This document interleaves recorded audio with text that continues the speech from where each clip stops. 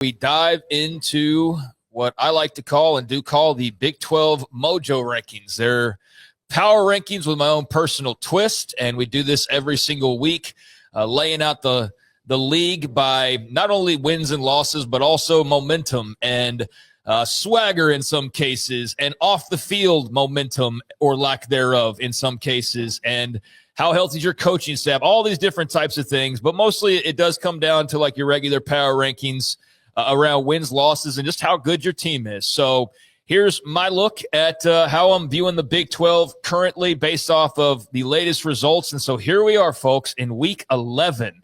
Y'all do realize in like a month from now, we're still going to have football, but we're going to have a lot less football. We're going to have bowl games and things to start preparing for. But it's going to leave a void here pretty soon. No, high school football, this is the last week in Texas, but then there's still 6 weeks of playoff. Right, yeah. It's like the regular season's getting closer to the end, but there'll still be a lot of activity after that. But as far as the Mojo Rankings, we're down to the final month here. So let's go ahead and start off with the bottom four as I view it this week. And sad Cowboy, they're at number 16. Oklahoma State, I mean, no explanation needed. Andrew does that. I like that. But I mean, they are sad right now. I'm actually totally fine with that versus like a trash can or something along those lines, like he has been known to do in the past. But that's respectful enough. And you know what? They understand what's going on right now. Last week, beat by 3 scores by KU and Lawrence.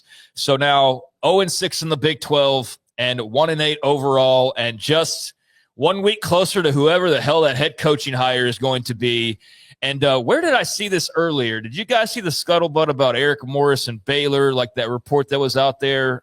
I don't remember where it's from now, but I saw it in passing, putting together the Big 12 newsletter. And gosh, I wish I remember where I first saw it, but somebody out there had something along the lines of Oklahoma State's got interest in Eric Morris, but that sources say that in Waco, he would be a guy that they would be interested in, and that apparently Eric Morris would be interested in hearing more from Baylor. And so if you're an Oklahoma State fan, the gist of it was, if you want Eric Morris, you better hope that Dave Aranda and the Bears win some games down the stretch, because they are a very real threat if, in fact, you hope that Eric Morris is the guy. I will be stunned that if it gets to their coaching search at Baylor, that Eric Morris and Jeff Traylor are absolutely not right at the, not saying 1A, the very 1B. top, but pretty much a 1A, 1B, 1C type of situation, and also a wild card or two that maybe you're not thinking about. But I don't think there's any doubt both of them would love to be in Waco. Not that they don't like where they are, don't get me wrong, but those two would definitely be a part of it. I think that they would be tremendous fits as well for what Baylor would need. Two wildly different styles. Yes. So that'd be interesting. But overall, though, like when you see the way that they run what they run, stylistically on the field is different, but organizationally kind of similar and idea-wise on the same track. So that's kind of what I think the change would be needed to Baylor if they do decide to make one, which I'm not still entirely convinced that they'll do. Yeah, I'm like 1 foot in, 1 foot out. I think it depends a lot on what happens here these next few weeks. If they go 8-4, it's hard to fire a guy. It's hard. I don't care who you are. Maybe there's some schools that would anyway. But the disconnect is probably much more of a concern than the record. If they don't go 8-4, then I don't see how moving forward that they won't be making a change. No one's told me that, just my own feeling and opinion. And of course, Oklahoma State has other options as well. They but do. I found that notable, and I wish I remember where I saw that. I thought I saw Football Scoop had a story. It might have been a paywall that they're closing in on a couple of people. All right, then at 15, Colorado drops a spot. I mean, it's bad, guys. Back-to-back losses, and not just losses, but absolutely getting destroyed. Now you're turning to the true freshman, Juju Lewis. You're making a change at OC. I think it's all pretty self-explanatory that Colorado is not in a good place right now. Maybe they're not the 15th out of 16th best football team in this conference, but right now, all things considered, they're not in a good spot, so I do drop them a spot, as I do with UCF as well. Just the worst showing for the Knights imaginable when they rolled into Waco, as far as just not having their A game, right? Not having their fastball. And they've been very up and down. There's times where the offense looks like it could be somewhat explosive, and then it looks very pedestrian. There's times where the secondaries looked very solid as the defense as a whole, and there's other times where it leaves a bit to be desired. And so I think they're very much still trying to figure things out there But last week thought, okay, well, Baylor being in the position they're in, they have to win this game. So I was curious to see how UCF would show up. And it wasn't like Baylor was great in that game, but they were much better than UCF was when all was said and done. And so you get beat 30-3 on the road. You're going to drop a spot if there's room to drop. And so UCF down 1. Jeez. And then, what do you disagree with anything I had to say about? I was there for the first half. And if you make Baylor's defense look like that, then you've got problems. And that's not being insulting to Baylor because we know that they've struggled on deep.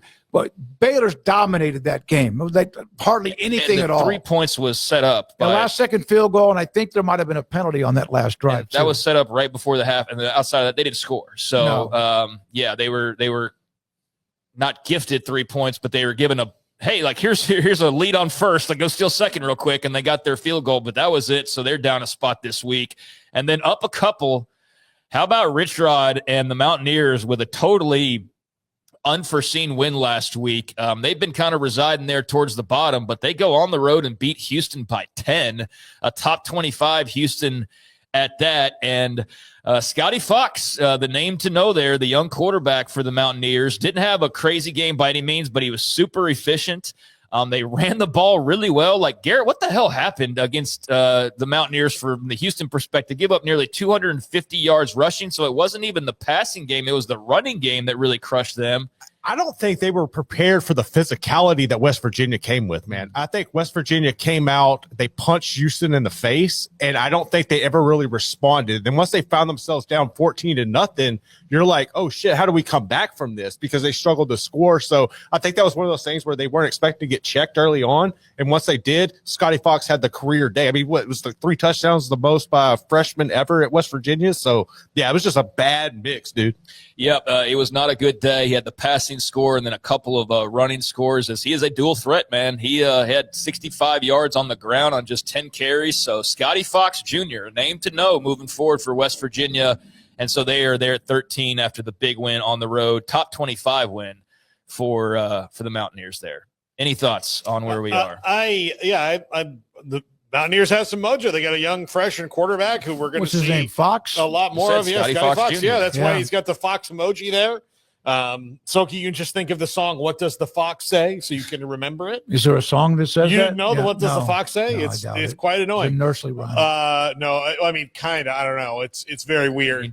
Not far off as far as probably the effort it took to write it. I mean, yeah, I would say that the nursery rhymes may be a little bit harder than "What Does the Fox Say." But yeah, I mean the bottom three of the bottom three. I'm happy that West Virginia has something to kind of look forward to. Their first Big 12 win. Yeah, first Big 12 win, and seeing more of Scotty Fox. And I don't think he's got to play absolutely the lights out for the rest of the year to keep them out of the transfer portal for somebody to compete for the job with them next year. But if he does, hey, more power to him and more power to West Virginia. Then they can just go, recruit freshmen and backups, that'll help you into the roster, into the next year. But he does look to me like more of the Rich Rod type quarterback. And that's important because he's very good at building a system around a guy whose skills fit. But he does have kind of specific things that he likes. So he can move it around, but you have to kind of have the things that he wants, and he wants athletes. Yeah, well, Scotty Fox Jr. is an athlete, had a nice day, and that was a big win for them. So on to the 12 through 9 spots here. Iowa State. Damn. They got to. They've got to slide. No, I know. Now, if you look at their schedule, though, I will say if there is a saving grace for them, look at who they are losing to in these 4-game skids. Now, Colorado's totally unacceptable. That was a bad loss. There was some, from an Iowa State perspective, some controversy in that game as far as, efficient, things like that. But I do feel like Iowa State is probably a better team typically than number 12 at this point, but you're on a 4-game losing streak. Now, those 4 games, it was an 8-point loss at Cincinnati, a 7-point loss at Colorado. You got beat by a couple scores against BYU at home.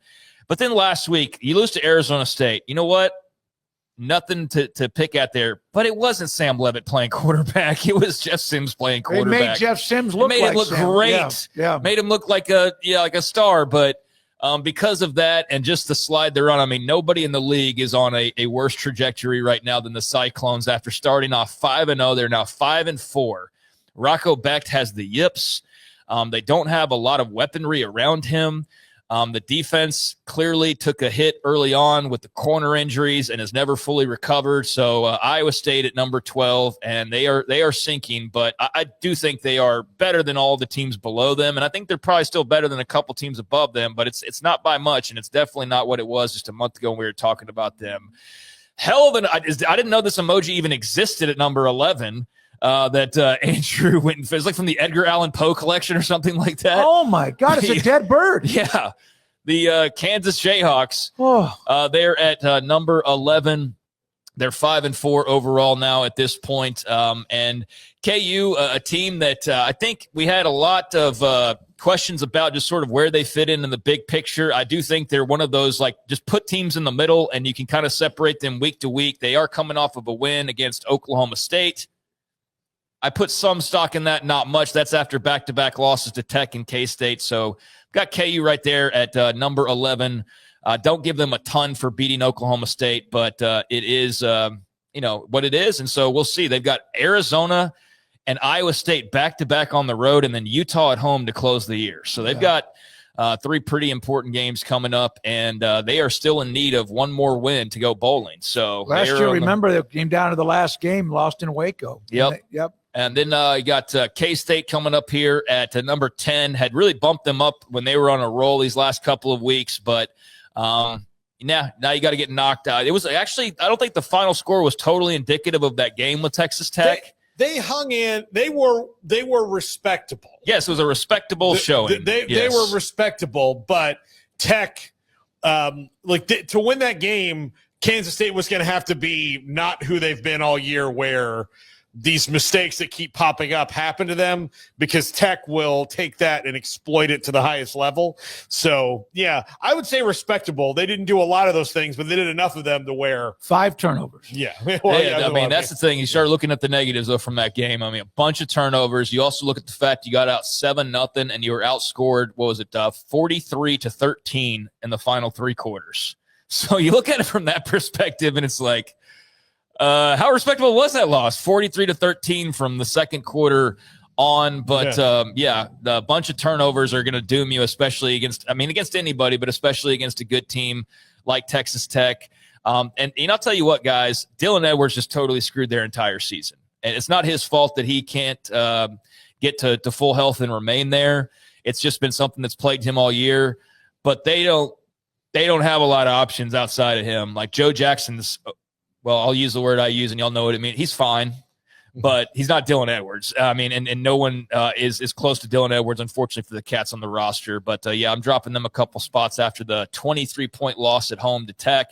And then Baylor jumps up. Now, I'm not giving them a ton of credit for UCF. This is a byproduct of also what happened with others, like K-State losing, like Iowa State losing again. So the Bears, I think, are about where they should be. I think they're like the 9th best team in the conference, probably on any given week.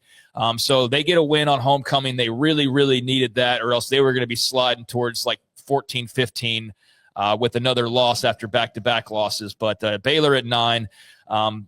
Again, this is more, yes, they won, but also what happened around them, because I don't think, you beat UCF, you're jumping up 3 spots or anything along those lines. So there you go with that section here.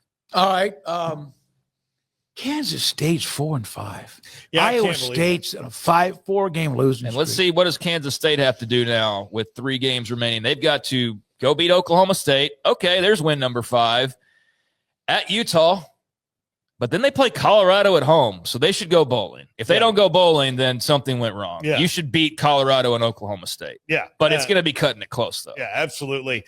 Baylor thumping UCF was really needed, like, not only just for the coaching staff and all of those things, but man, the team needed to just beat the hell out of somebody. Yeah. They needed to do that. I think every team that has potential to do some good things needs at least one win where you just, even if it's not a team that can do that, you just bully them. Yeah, but the schedule fell good for them. Then the break, and then of course they have the the stretch with Utah facing them in 2 weeks. All right, now let's close this thing on out at number 8. Rolling into the top half of this, you got Arizona up a couple spots after the blowout win over Colorado in Boulder. This is after taking a couple of losses to BYU and Houston on the road in the case of losing to the Cougars in what was a very competitive game, as was the BYU game, and arguably should have won the damn BYU game. But the Cougars, they're clutch, man, and they came back to win that game when it looked like Arizona had them very much on the ropes. So with Arizona, I had them, I think, like I remember last week, I didn't really know where to kind of factor them in. They kind of jumped because of around them more so than anything they had done. But they went and handled their business against Kansas and or against Colorado. And I think that they're right there with Baylor. It's like put them anywhere from like 7 to 10 and just rearrange it every week. I don't think there's much difference there, but I give them a couple of spots jump. And I think they're a solid team, the Arizona Wildcats, just not quite contenders. At 7, drops 3 spots. I mean, Houston's been a great story. I do feel like they've sort of been, and I've said this from time to time, they've been a little bit over-modulated just based on watching them and then going like, are they really like the 3rd or 4th best team in the league? I don't know that they are. But, man, you can't turn around when you go and you beat Arizona State on the road and you get a huge win like that and you get to the top 25. You can't turn around and get beat by West Virginia at home, man. That was an awful loss for Willie Fritz and company and just a momentum destroyer.